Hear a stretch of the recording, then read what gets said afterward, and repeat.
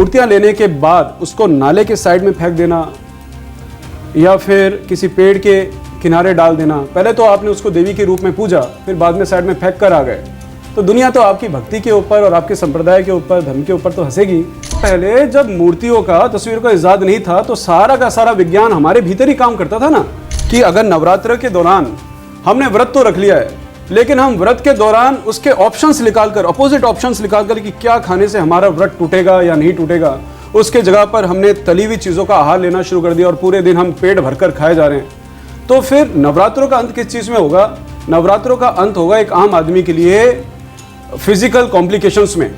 अगर वह व्रत कर रहा है तो पूरी तरह फलाहार पर आए, व्यायाम करे, प्राणायाम करे, फिर देवी उपासना करे, फिर देखो कि 6 महीने तक उसको इतनी पावर प्राप्त होगी कि उसकी बॉडी कैसे भी डिसीज से लड़ने के लिए कैपेबल हो सकती है। तो योग युक्त नवरात्र का अर्थ है कि सारा पाखंड और अज्ञान इसमें से निकाल दो, कि किसी के शरीर में कोई देवी आ रही है या फिर कुछ ऐसा कुछ जादुई सा या अवैज्ञानिक सा कुछ जीवन में हो रहा है। भक्ति और योग को साथ जोड़कर स्पिरिचुअल जो प्रैक्टिस है उसको और कैसे पावरफुल बनाया जा सकता है? परमात्मा ने उसको हर पावर दे रखी है, सारी एम्पावरमेंट उसके भीतर दे रखी है, केवल उसको जानना बाकी है। अगर आप मेंटली पीसफुल हो तभी आप अपनी साधनाओं से परिणाम निकाल पाओगे, अन्यथा मंत्र तो पूरी दुनिया जप रही है। आजकल के समय में सभी बिजी रहते हैं। हाँ जी। इस बिजी लाइफस्टाइल में योग और भक्ति का बैलेंस कैसे लोग करें? ये सन्यासियों का मार्ग होता है कि आप दिन में 7 घंटे 8 घंटे पूजा कर रहे हो, आप जिस मनोदशा के साथ साधना कर रहे हो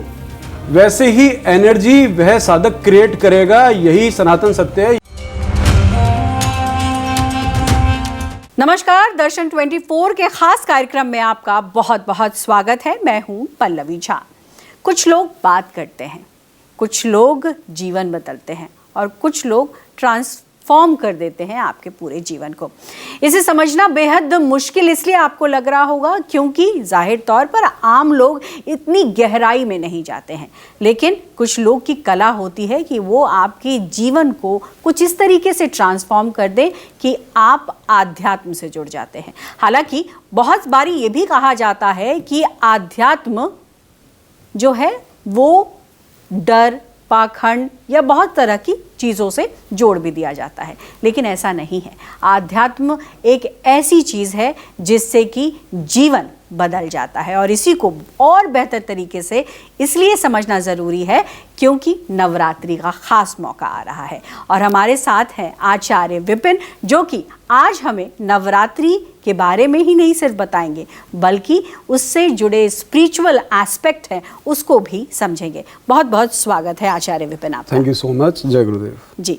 और ऐसे में पहला सवाल मैं आपसे यही करूंगी कि चूंकि नवरात्रि का मौका है और बिल्कुल पास है नवरात्रि, स्पिरिचुअली हम इसे किस तरीके से एसोसिएट करते हैं और नवरात्रि के मौके पर ये जो व्रत रखने का एक तरीके से एक जो क्रिया होती है वो क्यों की जाती है? नवरात्रों का पूर्ण उद्देश्य ये होता है कि इंसान अपने सेल्फ ट्रांसफॉर्मेशन के ऊपर काम करे। जब नवरात्र का समय आता है ना तो पूरी जो नेचर है उसमें एक शिफ्टिंग चल रही होती है, मौसम बड़ी तरीके से बदल रहे होते हैं जी। ठंड से सर्दी की ओर जा रहे हैं या फिर सर्दी से हम ठंड की ओर जा रहे हैं। इस तरह का जो एनर्जी शिफ्ट होता है ये केवल मानव को नहीं, हर तरह की क्रिएचर को, इवन पेड़ पौधों को, नदी को भी इफेक्ट कर रहा होता है। तो ऐसे में जो हमारे पुराने योगी, सन्यासी और आयुर्वेद के जो ज्ञाता होते थे और हमारे गुरुजन होते थे, उन्होंने एक ऐसा रास्ता इजाद किया, उसको इन्वेंट किया कि घर घर में हर व्यक्ति किसी ऐसे फॉर्म को फॉलो करे जिससे उनको फिजिकली भी बेनिफिट मिले, स्पिरिचुअली भी बेनिफिट मिले और जो एनलाइटनमेंट चाहते हैं उनको एनलाइटनमेंट मिले। तो अगर हम वैज्ञानिकता से देवी पूजा को योग युक्त होकर समझेंगे तो ज्यादा इसका लाभ उठा पाएंगे। अभी तो अगर हम इसको पाखंड युक्त कर देंगे तो फिर ये केवल एक विडंबना सी बनकर रह जाएगा, एक एपिसोड सा बनकर रह जाएगा और इसका कोई भी स्पिरिचुअल, फिजिकल या मेंटल लाभ कोई भी प्राणी नहीं उठा पाएगा। और जाहिर तौर पर आपने बहुत महत्वपूर्ण बातें कही हैं, लेकिन ये भी बहुत ज़रूरी है जानना। और आचार्य जी आपसे जानना चाहूँगी कि जब हम देवी की उपासना करते हैं तो देवी एक शक्ति है और जब शक्ति की बात होती है तो आंतरिक शक्ति जो है इस दौरान किस तरीके से आती है, किस तरीके से एक तरीके से मनुष्य के जीवन में बड़ा बदलाव लाती है? बहुत सुंदर प्रश्न है ये आपका। इसके लिए हमें ये समझना है कि ये सिद्धांत इतने पुराने हैं जब तस्वीर और मूर्तियां भी नहीं हुआ करती थी। तो जब तस्वीर और मूर्ति नहीं हुआ करती थी तब देवी उपासना कैसे होती थी? तो देवी को शक्ति बोला गया है, एक महाशक्ति, जिसके लिए बताया गया है ज्ञानी नामपि चेतांसी देवी भगवती हिसा बलादा कृष्य मुहाय महामाया प्रचति, कि ये शक्ति इतनी प्रबल है, ये ज्ञानियों को भी हिप्नोटाइज करके मोहित करके मोह के गहरे गर्त में डाल देती है। और यहीं पे ये भी बताया गया अगर इसके ऊपर बढ़िया तरीके से काम किया जाता है तो ये किसी भी इंसान को एक ऐसा साइंटिफिक एम्पावरमेंट देती है कि इंसान सभी डरों से मुक्त होकर वो अपनी चीज़ों को भौतिक जगत में भी पूरा कर पाता है, आध्यात्मिक जगत में भी पूरा कर पाता है। तो जब हम देवी उपासना की बात कर रहे होते हैं तो हमें यह समझना है कि अगर हम जिंदा हैं तो हमारे भीतर एक प्राण ऊर्जा है और वो प्राण ऊर्जा इंसान की सबसे बड़ी प्रॉपर्टी है। जस्ट लाइक अगर कोई इंसान रिच है उसको बोला गया धनी, तो वो धनी इसलिए बोला गया क्योंकि उसकी जो शक्ति है वो धन है। वैसे प्राणी की जो शक्ति है वो उसका प्राण है और ये प्राण इतना प्रबल होता है कि अगर कोई व्यक्ति इस प्राण को बड़ी वैज्ञानिकता से समझ ले और 9 दिनों के भीतर योग युक्त होकर देवी उपासना वैज्ञानिक ढंग से करे तो उसका आभा मंडल और उसकी ऊर्जा इतनी प्रबल हो जाती है कि वो सभी प्रकार के भय, जैसे कि ग्रहों का भय, भूत प्रेतों का भय, काले जादू का भय, ये सारे के सारे जो तथाकथित पाखंड होते हैं या फिर वैज्ञानिकता भी इनकी समझ लो, उन सभी डरों से मुक्त हो जाता है। और shorting down a long story, हमें इस बात को समझना है कि ये हमारी भीतर की जन्मजात एक ऊर्जा है जो हमें जीवित रखती है। यही ऊर्जा हमें आगे जाकर जब विकसित करते हैं ये हमें स्पिरिचुअल एनलाइटनमेंट देती है। और जो इंसान केवल मनोकामना पूरी करना चाह रहा है वो मनोकामना पूरी करेगा, जो परामानसिक शक्तियों को प्राप्त करना चाहते हैं वो परामानसिक शक्तियों को प्राप्त करेगा, और जो आगे जाकर ध्यान समाधि होकर नर से नारायण होने के मार्ग में जाना चाहता है वो उसको प्राप्त करेगा। लेकिन हमें इस बात को समझना है कि सारी प्रकृति हमारे भीतर ही संचालित हो रही है, बाहर कहीं नहीं है। अगर समाज इस बात को समझे कि अगर उसके पास मूर्ति ना हो, तस्वीर ना हो या फिर उसके पास विधि ना हो तो वो देवी उपासना कैसे करेगा? तो सालों पहले जब मूर्तियों का, तस्वीरों का इजाद नहीं था तो सारा का सारा विज्ञान हमारे भीतर ही काम करता था ना। तो हमने उस विज्ञान को समझना है, ये बड़ा सरल होता है। इसी से घरों में सुख शांति आएगी और पाखंड मुक्त अध्यात्म की प्राप्ति होगी और जो भी इंसान मनोकामनाएं पूरी करना चाह रहा है उसके अधिकार क्षेत्र में आएंगी। चलिए, बहुत खूब और बहुत गंभीर जानकारी है और मुझे लगता है कि ऐसी जानकारियां लोगों तक पहुंचनी भी चाहिए।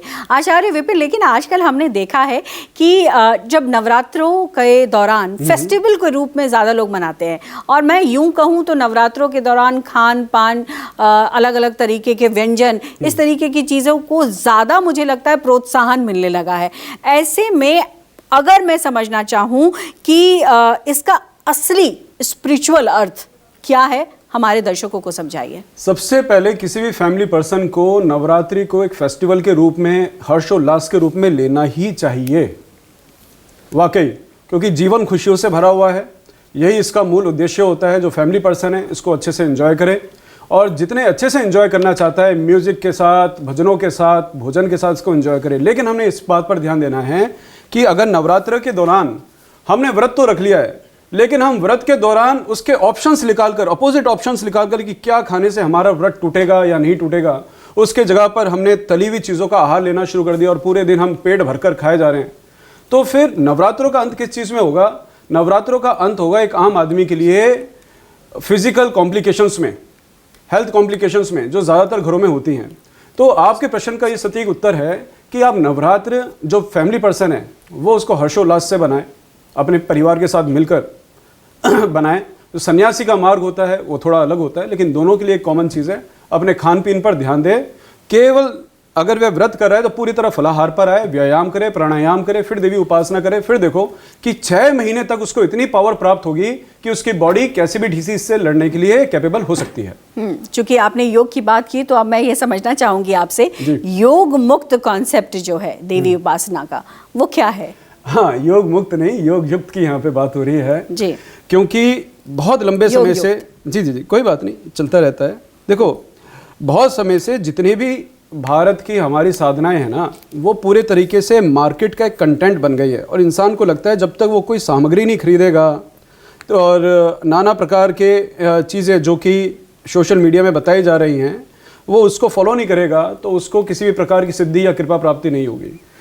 तो योग युक्त होने का मतलब क्या है कि इंसान अपनी इनर पावर को पहचाने कि देवी और परमात्मा उसके भीतर ही काम कर रही है, और जब हम उसको एनर्जी के रूप में बड़े वैज्ञानिक रूप से पहचान लेते हैं तो इंसान अपने आप को नाना प्रकार की बीमारियों से मुक्त कर सकता है, अपनी मनोकामनाओं को पूरा कर सकता है, और जितनी भी चीज़ें वो ये समझता है कि मेरे जीवन की पॉजिटिविटी के लिए मैं किसी थर्ड पावर के ऊपर डिपेंडेंट हूँ, तो यदि वो योग युक्त यानी कि वैज्ञानिक दृष्टि से अगर अध्यात्म में साधना करता है, नवरात्रि की साधना करता है, तो वो असली रूप में अपनी भीतर की देवी को, जो उसकी भौतिक जगत में और आध्यात्मिक जगत में मनोकामनाओं को पूरा करने के लिए सक्षम है।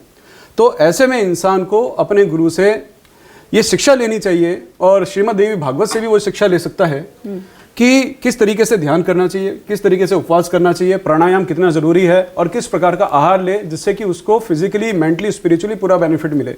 तो योग युक्त नवरात्र का अर्थ है कि सारा पाखंड और अज्ञान इसमें से निकाल दो, कि किसी के शरीर में कोई देवी आ रही है या फिर कुछ ऐसा कुछ जादुई सा या अवैज्ञानिक सा कुछ जीवन में हो रहा है, और जो शेष बच जाएगा वो पूर्ण रूप से वैज्ञानिक होगा।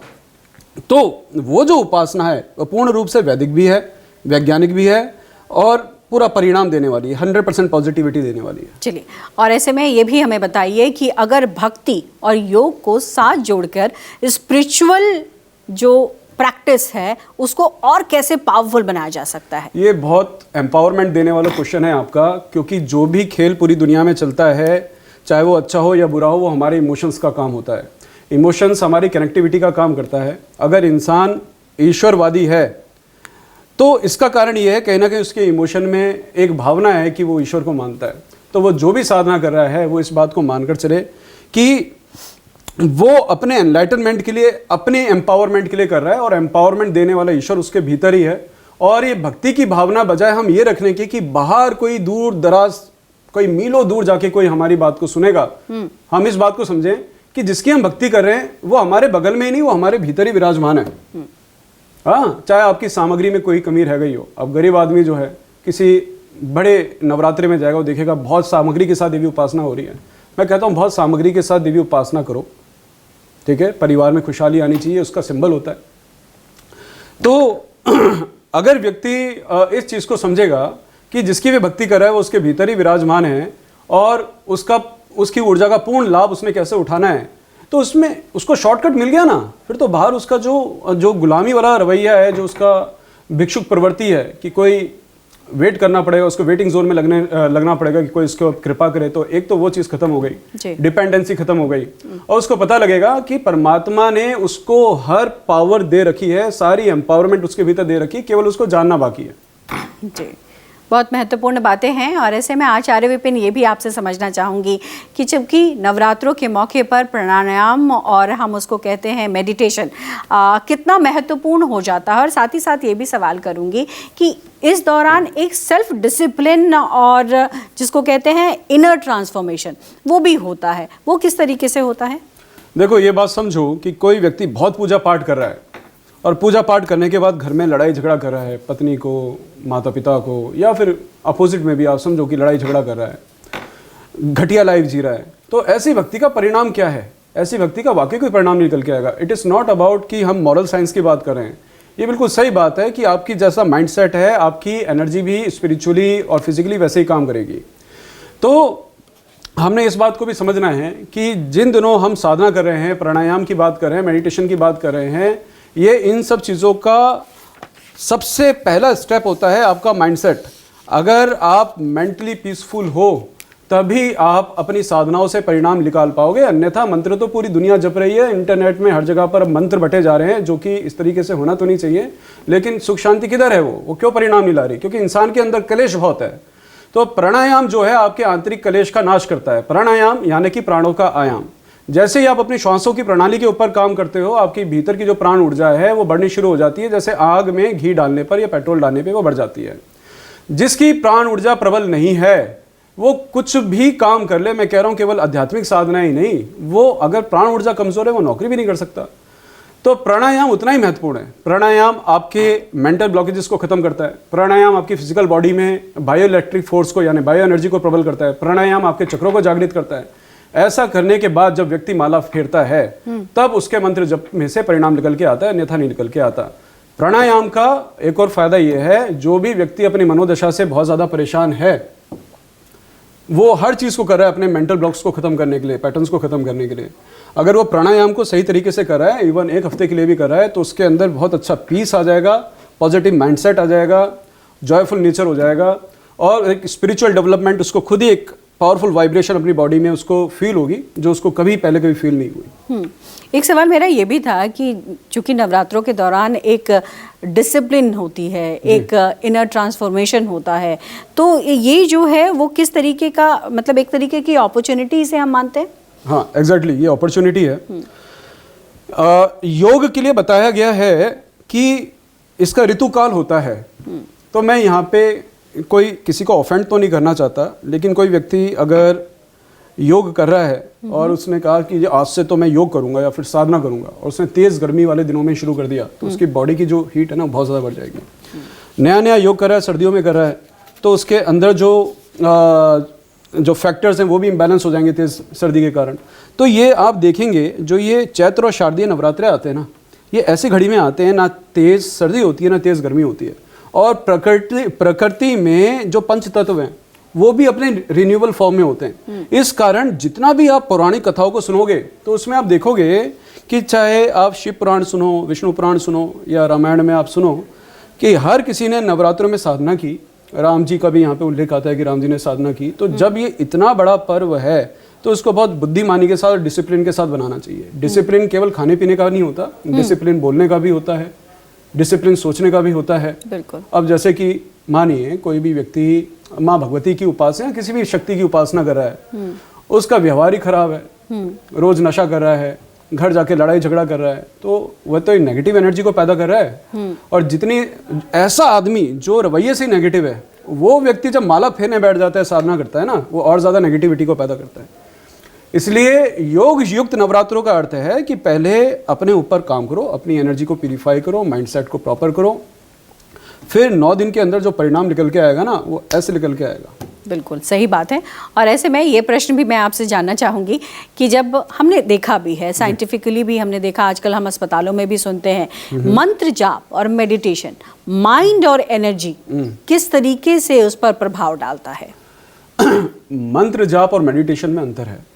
मेडिटेशन सीखने के बाद मंत्र जाप करना चाहिए, क्योंकि अगर कोई व्यक्ति बहुत ज़्यादा पैनिक में है, स्ट्रेस में है और उसका रिलैक्स माइंडसेट नहीं रहता, तो वो व्यक्ति अगर माला फेरना या मंत्र जाप शुरू कर देता है ना, वो अपना रिलैक्सेशन और ज़्यादा डिस्टर्ब कर देता है। तो मेडिटेशन अलग चीज़ होती है। मेडिटेशन का मतलब होता है सबसे पहले अपने आप को डीप रिलैक्सेशन में ले जाओ। जी। हमारे माइंड के मेजर 5 स्टेजेस होती हैं। उसमें से एक स्टेज आती है जिसको कहते हैं अल्फा स्टेज। अल्फा स्टेज ऐसी होगी कि जैसे कि आप अपने काम से बिल्कुल फारिग होकर एकदम रिलैक्स होकर बैठे हुए हो और अपने मनपसंद गाने सुन रहे हो, उसमें हल्की नींद आ रही है आपको, आप उस वक्त मोमेंट को एंजॉय कर रहे हो, तो ये होती है अल्फा स्टेट। तो ये जो अल्फा स्टेट है, तो मैं थोड़ी मॉडर्न वोकैबुलरी में इसलिए समझा रहा हूँ क्योंकि अब सबको इसी भाषा में बात सरलता से समझ में आती है। शुद्ध हिंदी किसी को समझ में नहीं आती और अंग्रेजी भी हमारे ज़्यादातर पॉपुलेशन को नहीं पता, इसलिए ये भाषा मुझे लगता है कि हमारे दर्शकों को लिए ज़्यादा बेटर है। देखो मैं एक जंगल से आया हुआ गुरुजी तो हूँ नहीं जी, ठीक है, और हमने इस तरीके से साइंस को रिप्रेजेंट करना है कि वो हर तरह की जनरेशन को बेनिफिट दे सके, हाँ, सबको केटर कर सके। तो हमने ये समझना है कि सीधा मंत्र जाप नहीं उठाना है, नहीं तो वाकई में इस वक्त n नंबर ऑफ एग्जांपल्स पूरे सोसाइटी में है कि बहुत ज्यादा नाम जाप मंत्र जाप कर रहे हैं। करना चाहिए, अपने गुरु की वाणी का फॉलो करना चाहिए उसको, लेकिन अगर वह व्यक्ति ऑलरेडी पैनिक में है, स्ट्रेस में है और उस वक्त वो मंत्र जाप करना बैठ गया, खासकर देवी मंत्रों का जिसमें बीज मंत्र होते हैं, ये डायरेक्टली हमारे केवल सबकॉन्शियस यानी अवचेतन पर ही नहीं, हमारे 7 चक्रों के ऊपर काम करते हैं जी। तो ये समझ लो कि एक तालाब बिल्कुल शांत बैठा हुआ है और आपने एकदम से भारी पत्थर लिया और उसमें धड़ से देकर मारा, बड़ी जोर से देकर मारा, अब पूरे अंदर जो जीव है उसमें भी उथल पथल आ गई और वेव्स में भी उथल पथल आ गई। तो आप इस उदाहरण से समझो कि अगर आप बिना प्राणायाम योग के अगर आप मंत्र जाप कर रहे हो ना, तो यही वाला इम्पैक्ट पैदा होगा। फिर इंसान कहेगा यार मैं तो पूजा कर रहा हूँ, मुझे तो और गुस्सा आना शुरू हो गया। अच्छा ऐसा हो सकता है क्योंकि देवी का प्रभाव है, क्योंकि देवी की तस्वीर, भगवती माँ की तस्वीर क्रोध में बनाई जाती है ना, तो शायद उसका प्रभाव आ रहा है मेरे भीतर। ये क्या है भाई? तो वो तो आपको पीस और एनलाइटनमेंट देगी ना जी, पीस और एनलाइटनमेंट ही देगी सोसाइटी को। किसी को क्लेश चाहिए क्या घर में? बिल्कुल नहीं, ना शरीर में चाहिए। तो मेडिटेशन अलग है, मंत्र जाप अलग है।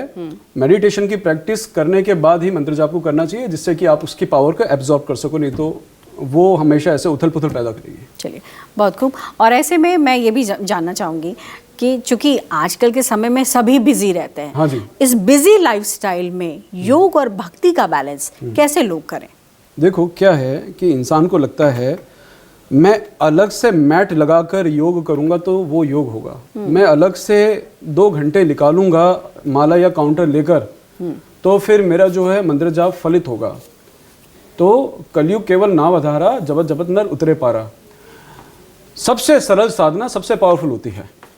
जो व्यक्ति उठते बैठते अपने मन में भगवान का ध्यान रखता है और अपने दिन में एक जैसे गाड़ी चला रहा है या फिर मेट्रो में ट्रैवल कर रहा है या 5-10 मिनट निकल गए, तो फिर अगर वो उस वक्त अपने मंत्र जाप को जो गुरु से प्राप्त किया है मंत्र जाप को वो अगर उसको चैंट कर रहा है तो उसके बीच बीच में से वो उसका समय निकाल सकता है।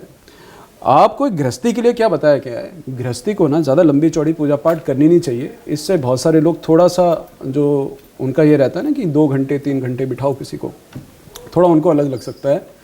लेकिन ये सन्यासियों का मार्ग होता है कि आप दिन में 7 घंटे 8 घंटे पूजा कर रहे हो, ठीक है। एक जैसे मोबाइल को आपने 15 मिनट के लिए चार्जिंग पे लगाया तो पूरे दिन के लिए वो चार्ज हो जाता है ना, वैसे ही आप 15-20 मिनट अपने मेंटल रिलैक्सेशन के लिए और फिजिकल एक्टिविटी के लिए और प्राणायाम के लिए निकालो।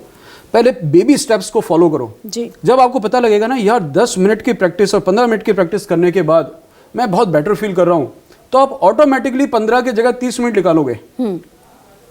तो 30 मिनट का जो आपको लाभ मिल रहा है, पहले 15 मिनट का लाभ उठाओ, फिर 30 मिनट के लाभ में जाओगे। तो इस तरीके से किसी भी फैमिली पर्सन को जिसको सवेरे से लेकर शाम तक जॉब करनी है ना, वो जैसे चाय पीने बैठ गया, टी ब्रेक पे बैठ गया, उस वक्त मेडिटेट करे शांति से कि इस वक्त अब मुझे किसी भी थॉट को अपने माइंड में नहीं लाने देना है जी, राइट। तो उसी वक्त छोटे छोटे ब्रेक्स में उसको फॉलो करना शुरू कर दे।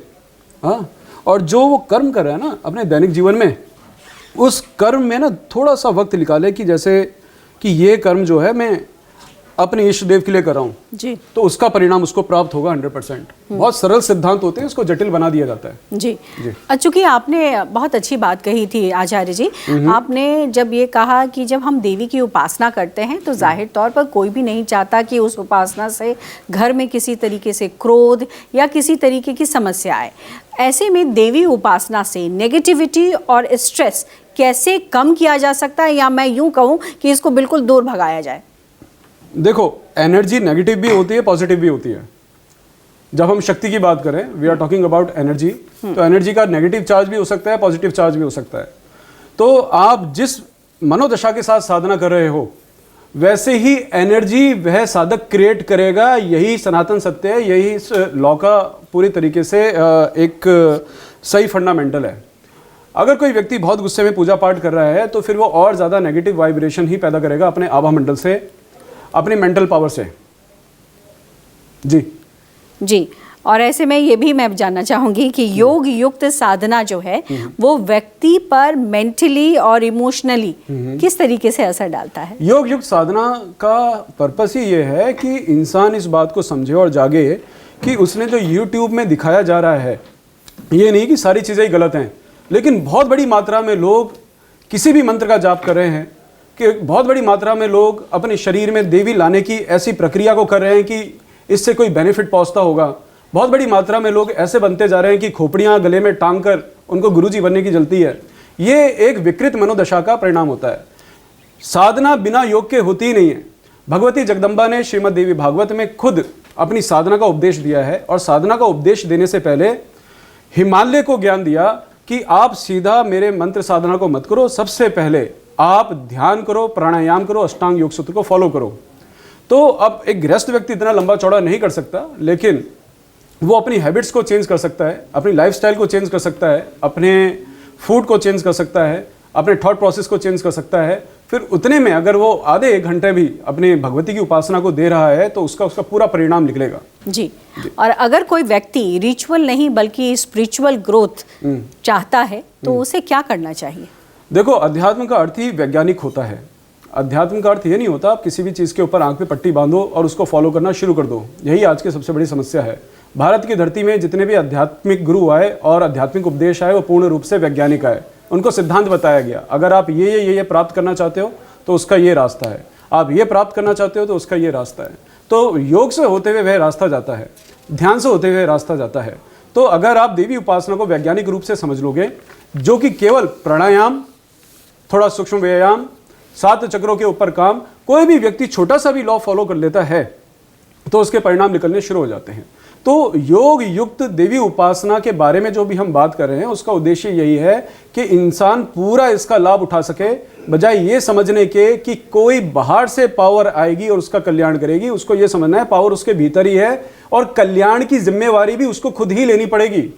क्योंकि अध्यात्म का मतलब किसी को हैंडीकैप्ड बनाना ही नहीं होता, अध्यात्म का मतलब किसी को फियरफुल बनाना नहीं होता। अध्यात्म का मतलब होता है कि अपनी कैपेबिलिटी को पहचानो। तो अपनी जो स्पिरिचुअल कैपेबिलिटी है, जो मैनिफेस्ट करने में काम आती है, आपकी ब्लॉकेजेस खत्म करने में काम आती है, उसका ये बहुत पावरफुल अवसर होता है। तो योग युक्त यानी प्राणायाम के साथ और जो भी विधि आपको अपने गुरु से प्राप्त होती है, योग की, प्राणायाम की, अष्टांग योग सूत्र की, उसको इन्वॉल्व करके अगर आप साधना करोगे तो ये सारे के सारे लाभ आपको पूरे मिलेंगे। अन्यथा हमेशा के लिए आप वैसे निराश हो जाओगे जैसे एक व्यक्ति निराश हो जाता है बहुत उपासना करने के बाद भी। जी आचार्य जी, जाते जाते ये भी आपसे जानना चाहूँगी कि हमारे जो दर्शक हैं उनको नवरात्रि के खास मौके पर स्पिरिचुअल मैसेज क्या देना चाहेंगे आप? देखो, वैसे एक व्यक्ति के लिए ना हर एक पल नवरात्रि है, हर एक पल होली है, हर एक पल दिवाली है। एक व्यक्ति इस बात को समझे कि भगवान श्री कृष्ण ने, भगवान महावीर जी ने, गुरु नानक देव जी ने कभी ऐसा नहीं कहा कि कोई एक ऐसा पल मैंने इस सृष्टि में बनाया है जिसमें मेरा प्रभाव नहीं है, या जिस वक्त मैं ईश्वर प्राणी पे कृपा नहीं कर रहा होता। तो ये जो दौर है, कभी कभार नक्षत्रीय स्थिति ऐसी होती है जिसमें कॉस्मिक वाइब्रेशन बहुत हाई होती है और उसमें अगर हम कोई साधना कर रहे हैं तो हमारी एनर्जी उसके लिए बहुत अच्छी तरीके से रिसेप्टिव होकर काम कर रही होती है। लेकिन हमने ये भी समझना है कि अगर कोई देवी उपासना कर रहा है तो उसका जीवन का हर एक पल, हर एक क्षण पूर्ण रूप से आध्यात्मिक है, देवीमय है। केवल उसको रवैया यानी कि एटीट्यूड ऐसा डेवलप करना है। तो shorting down a long story, ऐसा कोई भी पल परमात्मा ने नहीं रचा जिस वक्त देवी की कृपा किसी प्राणी के ऊपर नहीं है। केवल आपको उसके रवैये के प्रति रिसेप्टिव होना है, अपने एटीट्यूड को तैयार करना है। जी चलिए, बहुत बहुत शुक्रिया आचार्य विपिन आपका, आपने बहुत महत्वपूर्ण जानकारी दी है और ख़ास मौका नवरात्रा है और ऐसे में आध्यात्म के बारे में जो कुछ जानकारी आपने हमारे आज दर्शकों को दी है, उम्मीद हम करते हैं कि उससे उनके जीवन में बहुत प्रभाव पड़ेगा और साथ ही साथ उनकी जीवन शैली में भी बड़ा बदलाव दिखेगा। जाने से पहले एक छोटा सा संदेश मैं आपके माध्यम से देना चाहता हूँ कि नवरात्रि के दिनों में आप तस्वीर लें या मूर्ति लें, उसमें कोई आपत्ति नहीं है, ये आपकी एक भक्ति का स्वरूप है। लेकिन मूर्तियां लेने के बाद उसको नाले के साइड में फेंक देना या फिर किसी पेड़ के किनारे डाल देना, पहले तो आपने उसको देवी के रूप में पूजा, फिर बाद में साइड में फेंक कर आ गए, तो दुनिया तो आपकी भक्ति के ऊपर और आपके संप्रदाय के ऊपर, धर्म के ऊपर तो हंसेगी। तो ऐसा रवैया बिल्कुल ना अपनाएं। जो आपके बस में होता है आप उसी से ही अपनी साधना को करें, क्योंकि सारी साधना आपकी भावना से होती है। भगवान पैसे से या मूर्ति से या फिर सिद्धांतों से खुश नहीं होता, वो आपकी भावना से आपको परिणाम देता है। जी बिल्कुल, जब आपके अंदर खुद शक्ति हो तो बाहर चमत्कार नहीं होता बल्कि अंदर से आता है। बहुत सुंदर बात कही आप। नमस्कार। जी धन्यवाद।